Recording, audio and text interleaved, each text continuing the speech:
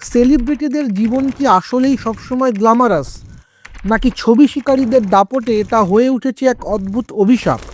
মুম্বাইয়ের রাস্তার ছবি শিকারীদের নিয়ন্ত্রণহীন আচরণে বেশ কিছু তারকার জীবন আজকাল একটু বেশি যন্ত্রণাদায়ক হয়ে উঠেছে।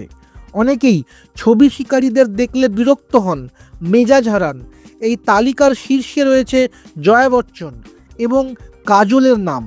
সম্প্রতি মনীষ মালহোত্রার বাড়ির সামনে এক অদ্ভুত ঘটনা ঘটল।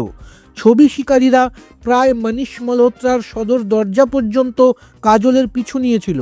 কাজলের বিরক্ত হয়ে বলার পরেও ছবি শিকারীরা শোনেনি।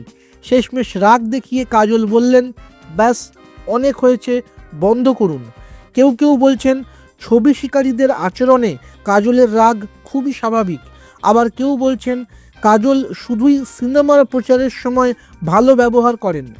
আপনাদের কি মনে হয়, ছবি শিকারীদের আচরণ কি শালীনতা ছাড়িয়ে যাচ্ছে, নাকি তারকারা একটু বেশি সংবেদনশীল? এই ঘটনাটি নিয়ে আপনাদের মতামত কি? কমেন্ট করুন এবং এরকম আরও খবর পেতে সাবস্ক্রাইব করুন এই চ্যানেল।